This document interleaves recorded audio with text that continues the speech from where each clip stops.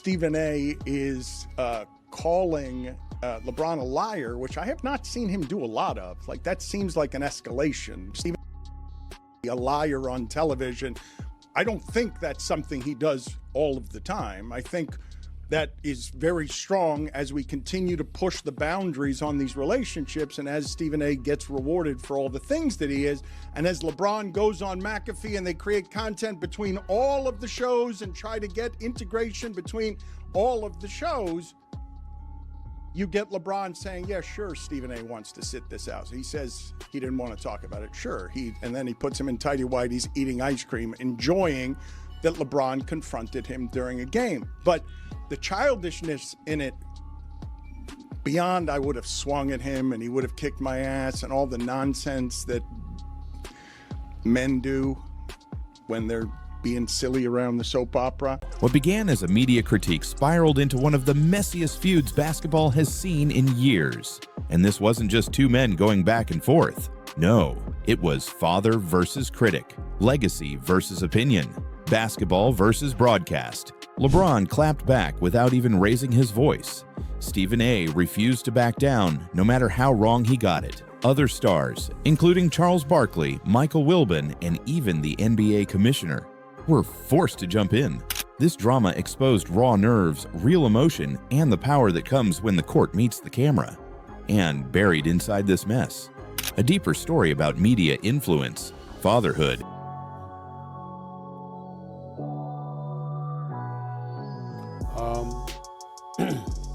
That was LeBron James coming up to me, unexpectedly I might add, to confront me about making sure that I mind what I say about his son.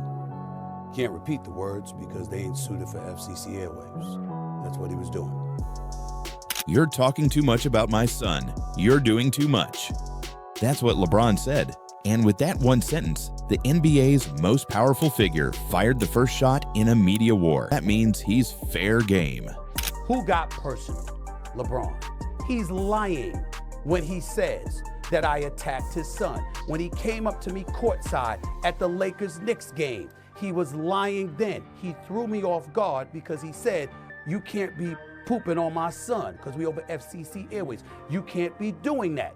I didn't know what he was talking about, so it threw me off. Had he came up to me and said, what the hell are you doing talking about me as a father? I would say it's because of what you were doing with your son on the basketball court for public consumption. That's fair game. Really?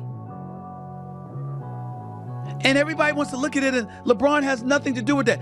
He didn't tell JJ Redick to put him in the game. I get all that. LeBron had never responded to criticism about his own game, not this sharply. But now it wasn't about MVP votes or ring counts. It was about his son. And when Stephen A. turned Bronny into a debate topic, LeBron drew a line in the sand.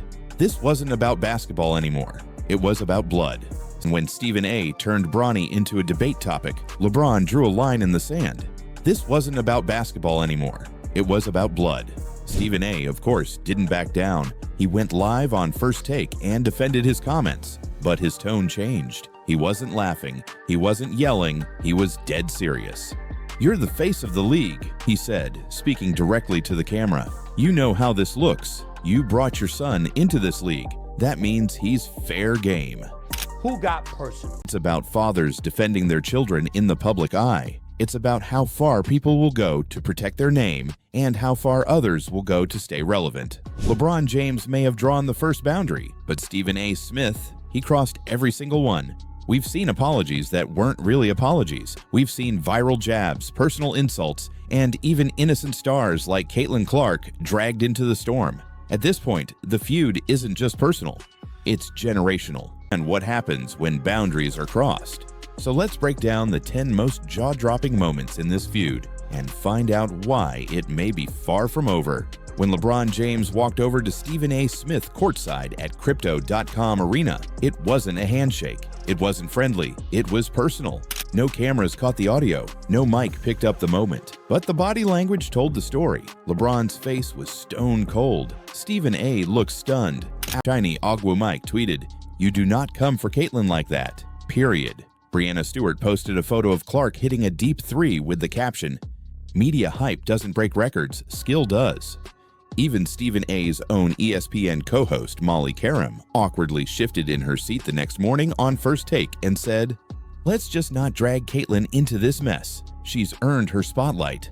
But the internet had already turned, and with that one sentence, the NBA's most powerful figure fired the first shot in a media war. Stephen A had been criticizing Bronny James for weeks. He said Bronny wasn't ready.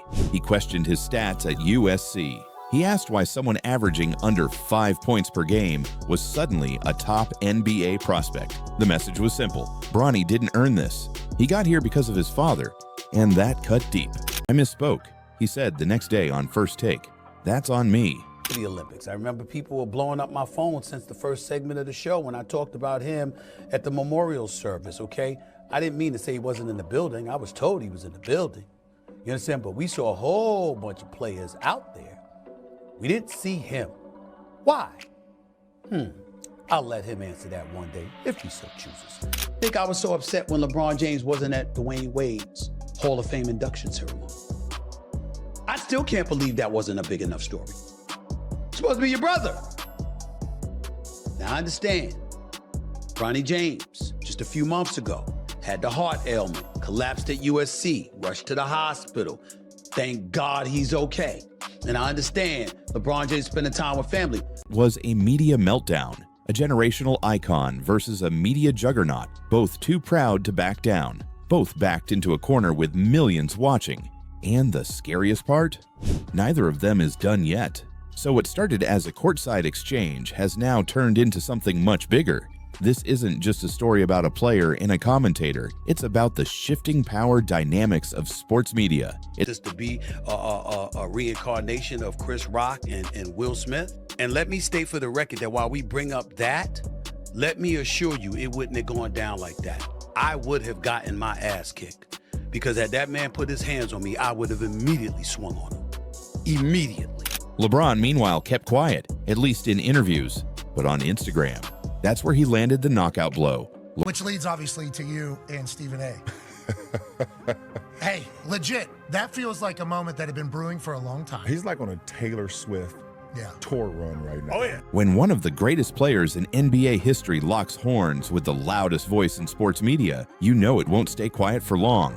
LeBron James has spent over 2 decades dominating the court, building a legacy no one can deny.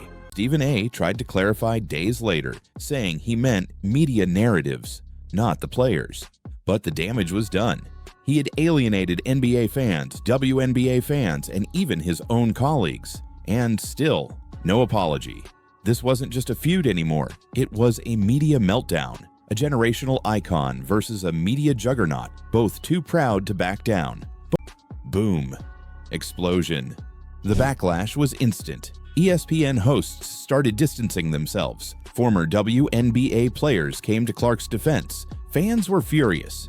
Chinese Agwu Mike tweeted, "You do not come for Caitlyn like that. Period." Brianna Stewart posted a photo of Clark hitting a deep three with the caption, "Media hype doesn't break records, skill does," and it hit hard. Then came Michael Wilbon, who didn't hold back. On Pardon the Interruption, he said, "I'm tired of this bull's tea. This isn't journalism, this isn't sports, this is ego theater. We've got real games going on, and this is what we're talking about?" Dan Le Batard chimed in next, calling the whole feud 2 grown men acting like 7-year-olds. You've got one of the most celebrated athletes of all time, a symbol of control and legacy, going toe-to-toe with a media powerhouse who thrives on chaos. They're opposites in every way, yet locked in a battle neither one of them can walk away from without looking weak. The NBA may want this drama to die down, ESPN may hope for calmer headlines, but the audience. But what came next was pure chaos.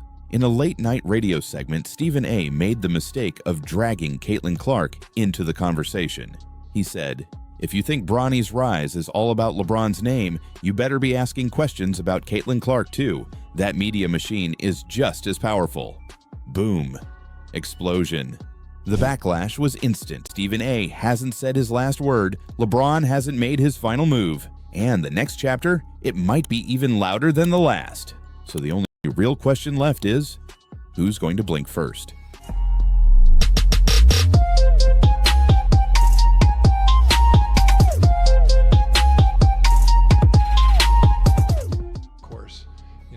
But I recognize that there's a cottage industry out there of media that we are often the beneficiary of, that talk about our sport around the clock. But I sure wish it would never become personal.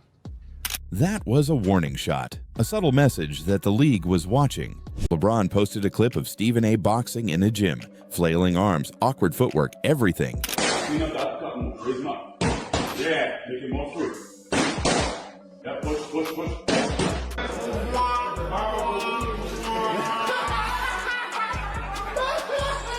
The post exploded, millions of views in hours.